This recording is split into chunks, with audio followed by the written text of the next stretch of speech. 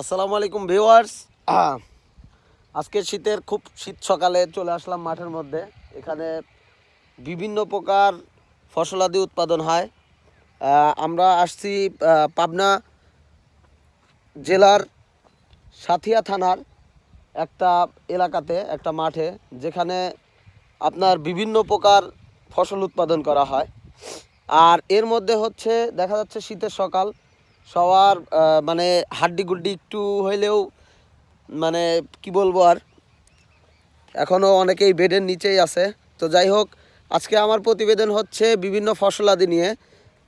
আমার সাথে আছে একজন প্রফেশনাল কৃষক, যে সমস্ত প্রকার ফসলের কম বেশি আর কি উৎপাদন সম্পর্কে জানে। আর এইখানে আমি প্রথমত যে ফসলটার কথা বলবো, সেটা এখন আপাতত ফসল হয়নি, কিন্তু মাঠ আছে। মাঠের হচ্ছে এইখানে আপনার এটা হচ্ছে গমের চারা।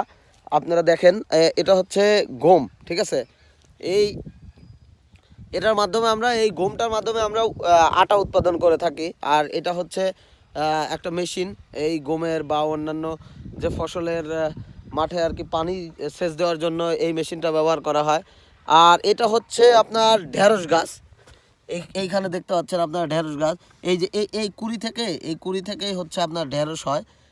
ঢেঁড়স গাছের উৎপাদন কীরকম বা হেক্টর প্রতি বা বিঘা প্রতি, এটা জানার জন্য আমরা আজকে, ওনার নাম হচ্ছে তজিম।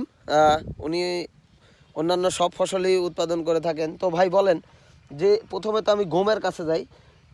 গম আসলে আমরা বিঘা প্রতি কতটুকু গম পায়া থাকে? 15 মণ। বিঘা প্রতি 15 মণ। আচ্ছা। আর এই ঢেঁড়স গাছ কার? আপনারই? আমারই। আচ্ছা। এখানে কতখানি ঢেঁড়স লাগাইছেন? মানে পুয়াটাখানে। আচ্ছা। ঢেঁড়স গাছের জমি এইভাবে দেখেন দর্শক। এইখানে ঢেঁড়স গাছের সাথে আমরা আরেকটা জিনিস দেখতে পাচ্ছি, দেখুন এখানে কিছু মরিচের চারা লাগানো আছে এই মাঝে মাঝে। তো এই ঢেঁড়স গাছের সাথে সাথে মরিচের উৎপাদন করা সম্ভব। দেখেন দর্শক, এইভাবে যে আপনার সিকোয়েন্স নিয়ে কত সুন্দরভাবে সিরিয়াল টু সিরিয়াল লাগানো আছে। এটা খুব জরুরি এই ফসল উৎপাদনের জন্য। তো ভাই, আমার কথা হচ্ছে যে বিঘা প্রতি যদি আমরা ঢেঁড়স উৎপাদন করি, তাতে কত মন পুরা সিজনে আমাদের কত মন ঢেঁড়স উৎপাদন করা সম্ভব, একটু বলেন প্লিজ। মানে পাইবে 70 মণ 60 মণ।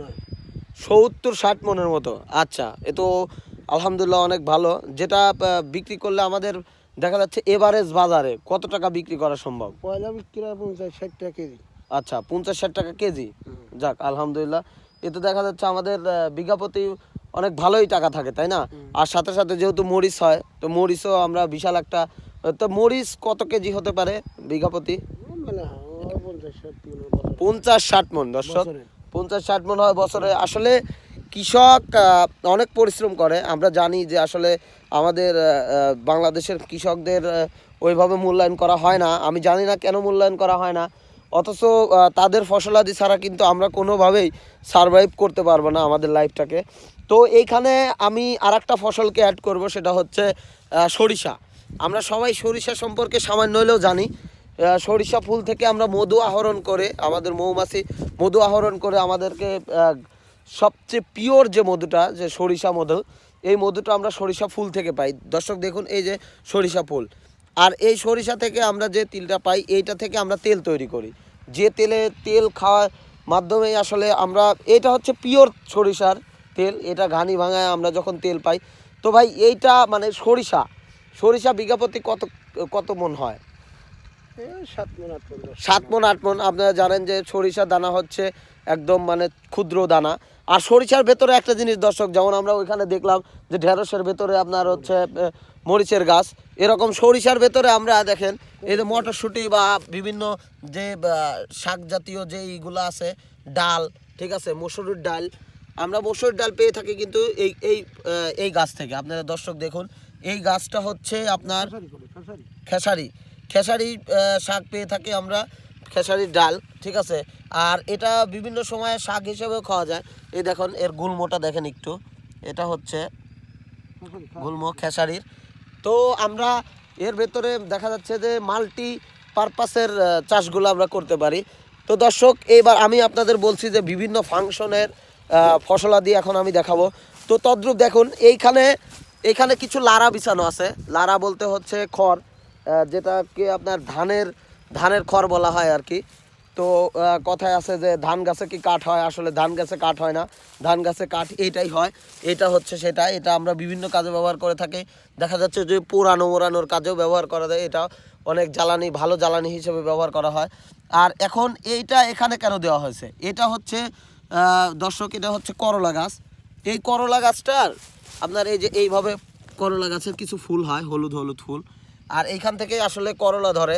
আপনারা দেখে থাকবেন দর্শক, এই ফুলের ঠিক নিচ থেকেই, আমি হয়তো আপনাদের এখানে পিকচার অ্যাড করে দেব, ফুলের ঠিক নিচ থেকেই আপনার হচ্ছে করলা ধরে। আর করলার উৎপাদন কীরকম হয় আমার জানা নাই, তো আমার এই কৃষক ভাই যেহেতু আছে এখানে। আচ্ছা ভাই, করলার উৎপাদন বিঘা প্রতি কীরকম হয়? ও বছরে মানে 60-70 মনে হয় তো। বছরে 60-70 মন। আর সবচেয়ে বড় কথা যে করলা আমরা কিন্তু একবারে পাই না, বারে বারে দেখা যাচ্ছে তুলে তুলে তুলে তুলে ঠিক আছে বিক্রি করা যায়। এতে দেখা যাচ্ছে যে আমাদের সময় মতো বিভিন্ন সময় বিভিন্ন প্রয়োজনে আমরা আমাদের আর্থিক বা ফিনান্সিয়াল সাপোর্টটা দিতে পারি। এটা 5-6 দিন পর পরই আপনার সংগ্রহ করে বাজারে নিয়ে যাওয়া যায়। তো এই হচ্ছে আপনার বিশাল করলার মাঠ। তো করলায় আপনার দেওয়া হয়, খড় দেওয়া হয়, কারণ এই জিনিসটা হচ্ছে অনেক সফটলি। তো তো দেখা যাচ্ছে যে এটা দিলে ওইটার উপরে খুব সুন্দরভাবে হয়। আর যদি এটা না দেওয়া যায়, দেখা যায় যে মাটির সাথে যদি করলা লাগে, সেক্ষেত্রে দেখা যায় যে পচে যাওয়ার সম্ভাবনা থাকে বা নষ্ট হয়ে যাওয়ার সম্ভাবনা থাকে। আপনি দেখেন করলার ঠিক করলায় কত সুন্দর করে মানে একদম বিছানার মতো বিছায় বিছায় খড় ফেলানো হয়েছে। আর করলার ভুঁয়ের পাশেই আমরা দেখতে পাচ্ছি যে এইখানে আপনার কিছু চাষ করা হয়েছে বেগুনের ফুল দেখেন। তো এই বেগুনগুলা উৎপাদন ভালোই। আমরা যদি শুধু বেগুনের চাষ করি, সেক্ষেত্রে দেখা যাচ্ছে যে বিঘা প্রতি ভাই কত 50-60 মনের মতো বেগুন আমরা বিঘা প্রতি পেয়ে থাকি। আর এইখানে দেখেন আপনারা, এখানে কিছু মানে ফসলের দেওয়া আছে আপনার এর চারা। এটা হচ্ছে আপনার মরিচের চারা, এটা হচ্ছে বেগুনের চারা, এই যে বেগুনের চারা, আর এইটা হচ্ছে আপনার টমেটোর চারা। হ্যাঁ বন্ধু, এখন আমরা যাব হচ্ছে দর্শক, এখন যাব হচ্ছে আমরা টমেটোর চাষে। দেখুন টমেটো গাছের এরকম মাঠটা পরিষ্কার রাখতে হয়। আর টমেটো গাছের ভেতরে এখন ওইখানে একজন দেখেন অনেক কনিষ্ঠ একটা ছেলে, যে ওইখানে আপনার কিছু লাগাচ্ছে। আমরা ও থেকে জিজ্ঞাসা করি যে ও আসলে এখানে কি বপন করতেছে না রোপণ করতেছে। এটা তো বপন করতেছে। তো এটা কি গাছ লাগাচ্ছ? আচ্ছা, এটা বেগুনের চারা লাগাচ্ছে। আচ্ছা, বেগুনের চারা লাগাচ্ছে। আর আমি একটা জিনিস ফলো করলাম ভাই, আপনাদের এইখানে বেগুনের ভেতরে দেখতেছি ধনিয়া পাতা, যেটা আমাদের রান্নার আসলে আপনার সুগন্ধি বাড়ায়, ধনিয়া পাতা। তো এর মধ্যে দেখেন সব কিছুতে কিন্তু মাল্টি চাষ সম্ভব, যদি আমাদের কৃষকদেরকে আমরা ট্রেন করাই। দেখা যাচ্ছে যে ভালো থেকে যদি বুঝাই যে কিসের মধ্যে আমরা কি চাষ করতে পারবো, সেক্ষেত্রে আসলে একটা সিজনে আমরা 2টা ফসল সক্ষমভাবে পাইতে ইনশাল্লাহ সক্ষম হব। তো এই দেখেন টমেটো গাছের আমি কিছু দেখাই, টমেটো দেখাই। এই দেখেন সুপ্রিয় দর্শকবৃন্দ, এই যে টমেটো, অনেক সুন্দর টমেটো দেখেন।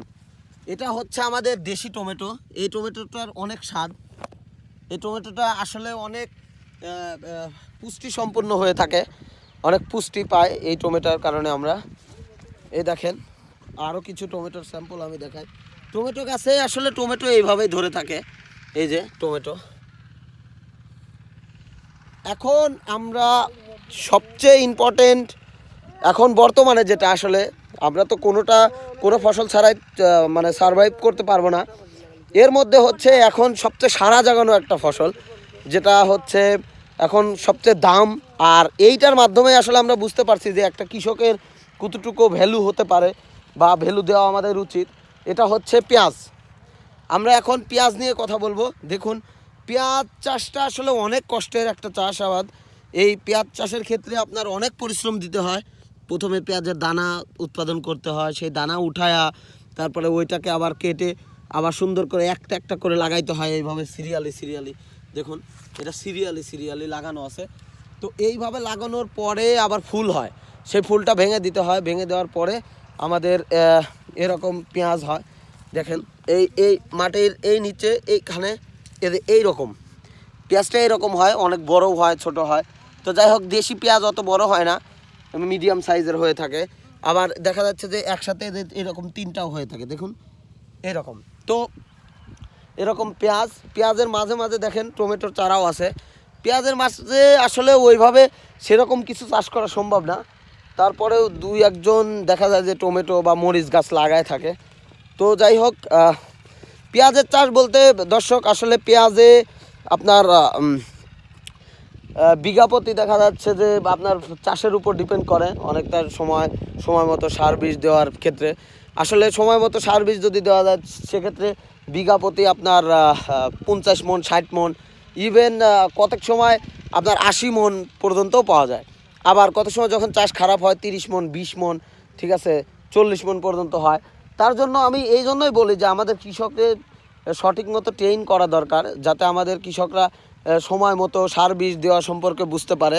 আসলে কীটনাশক বিভিন্ন সময় বিভিন্ন কীট আসলে আমাদের ফসলকে আক্রান্ত করে। ওই সময় যদি আমরা সঠিকভাবে সঠিক চিকিৎসাটা আমরা আমাদের ফসলকে দিতে পারি, সেক্ষেত্রে আমরা ভালো ফিডব্যাক পেতে পারবো। আর একটা বিষয় হচ্ছে এই যে কফি গাছ, এটা হচ্ছে বলা হয় ফুলকপি। এইখানে ঠিক এই মাঝখানে আপনার একটা ফুল হবে। আর ফুলকপি তো আমরা বাজারে সবাই পাইছি দেখছি। তো এইটা হচ্ছে ফুলকপি। তো আপনার ফুলকপি ঠিক মাঝখানে একটা ফুল হবে, আর সেটাই আমাদের ফুলকপি।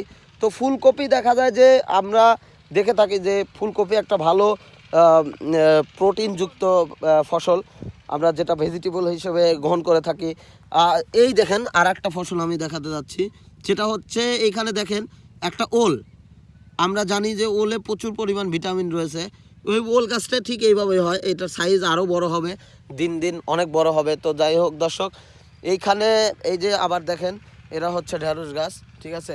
এই ঢেঁড়স গাছগুলোও সিরিয়ালি সিকোয়েন্সলি কত সুন্দর লাগানো হয়, দেখছেন, দেখতে কত সুন্দর লাগে। আর ওল, আর এই যে আপনারা দেখেন এই যে ফুলকপির ছোট্ট ফুলটা হতে যাচ্ছে, এখনো হয়নি, তো ছোট ফুলটা হতে যাচ্ছে দর্শক দেখুন এই যে। তো যাই হোক, ফুলকপি আমি মনে হয় আপনাদেরকে দেখাচ্ছি যে এই দেখেন কত সুন্দর ফুলকপির গাছটা, কত সুন্দর হয়। আমরা এর পাতা দিয়েও কিন্তু আমরা ভেজিটেবল হিসেবে আসলে আমাদের খাবারের কাজে লাগাইতে পারি। এখন কথা হচ্ছে যে ফুলকপি যদি আমরা বিঘা প্রতি যদি হিসাব করি, সেক্ষেত্রে আসলে ফুলকপি আমাদের কি পরিমাণ ফুলকপি পাবো? 1-1.5 মন। হ্যাঁ দর্শক, আমরা প্রায় ফুলকপি বিঘা প্রতি 1-1.5 মন পেয়ে থাকি। আসলে ফুলকপির বাজার যখন বেশি যায় তখন দেখা যায় যে কৃষক আসলেই লাভবান হয়। সত্য কথা বলতে আমরা সব জায়গায় টাকা দিতে চাই, শুধু কৃষকের ক্ষেত্রে বার্গেন করি। অথচ আপনি চিন্তা করেন যে একমাত্র কৃষকরাই কিন্তু সর্বোচ্চ পরিমাণ কষ্ট, সর্বোচ্চ পরিমাণ এফোর্ট দিয়ে আমাদের জন্য ফসল উৎপাদন করে থাকে। আসলে কৃষকের ভ্যালু আমরা তখনই বুঝতে পারবো যখন কৃষক যদি আমাদের এই দেখেন এই যে ফসলগুলার কথা বলতেছি, এই ফসলগুলা যদি আমরা সময় মতো সঠিক মতো না পাইতাম, আর এটা হচ্ছে দৈনন্দিন জিনিস, যে দৈনন্দিন জিনিসটার দাম যদি বেশি বেড়ে যায় সেক্ষেত্রে আমাদের বিভিন্ন প্রকার প্রবলেম হবে। কারণ দৈনন্দিন জিনিস আমার প্রত্যেক দিন যেহেতু কিনতে হবে, এটার প্রতি যদি দেখা যাচ্ছে যে কেজি প্রতি যদি 2 টাকাও বাড়ে, সেক্ষেত্রে আমাদের অনেক বেশি খরচ হয়ে যায়। সাপোজ আপনার লাইফে টেলিভিশন আপনার জীবনে একবারই কিনবেন, অথবা নষ্ট হবে 12-13-10 বছর পরে, কিন্তু এইটা আমাদের লাগবেই, নিত্য প্রয়োজনীয় জিনিস। অথচ এইটা যখন আমরা উৎপাদন করে থাকি, এজ এ কৃষক হিসেবে আমাদের গর্ব করা উচিত আসলে। আর আমি জানি না কেন যে কৃষকদের আসলে বাংলাদেশে ওইভাবে কৃষকদেরকেই করা হয় না। আসলে আমি মনে করি প্রত্যেকটা কৃষকের গর্ব করা উচিত। আর আমরা যারা অন্যান্য শিক্ষিত নাগরিক আছি বা অন্যান্য শহরের আমরা যারা চাকরি করি বা এই করি, দেখুন আমরা যারা চাকরি করি এরা কিন্তু আসলে সেলফ ডিপেন্ড না আমরা, but the farmer they are really self depend, okay, and the people are really suffocation with their tolerant boss or something else people, but the kishok the farmer is always freedom with their work, and they are proud of their work. We should admire them. এখানে দেখুন পেঁপে গাছ, আমরা পেঁপে খেয়ে থাকি, আর পেঁপে বিভিন্ন সময় বাজারে পাওয়া যায়। এটা হচ্ছে টাটকা পেঁপে, আপাতত পেঁপেগুলো কাঁচা আছে। তো এটা হচ্ছে পেঁপে গাছ। এই পেঁপে গাছের চাষও দেখা যাচ্ছে যে বিভিন্ন জায়গাতে করা হয়। বা পেঁপে আসলে সব এলাকাতে করা হয় না, সব জমিনে করা হয় না। পেঁপে আপনি ইচ্ছা করলে বাড়ির আশেপাশে আনাচে কানাচে বিভিন্ন জায়গায় লাগাইতে পারেন। পেঁপে এমন একটা ফল যেটা দ্রুত আপনাকে ফল দিতে পারবে। তো যাই হোক দর্শক, আজকে অনেক কথা হলো। আজকে কৃষিকাজ নিয়ে আমরা সামান্য হলেও ধারণা পাইলাম, আর একটু বুঝতে পারলাম। আসলে আমাদের কৃষক আমাদের জন্য অনেক পরিশ্রম করতেছে দর্শক, এই জন্য তাদের বিষয়ে আমাদেরকে একটু চিন্তা করা দরকার। ঠিক আছে? তো সরকার যেন বা আমাদের কৃষকদের একটা বিভিন্ন সুস্থ সুন্দরভাবে ট্রেনিংয়ের ব্যবস্থা করে।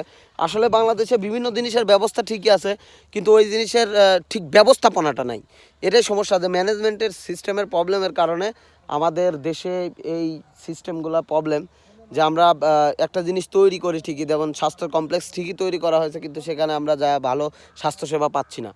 তদ্রূপ আমাদের দেশে কৃষি কাজ যেহেতু আমাদের অন্যতম একটা সিংহভাগ আয়ের উৎস কৃষিকাজ, কৃষি ফসল আমাদের দেখেন শুধু আয়ের উৎসই না, ইভেন আমরা এটার মাধ্যমে আসলে জীবিকা নির্বাহ করে থাকি।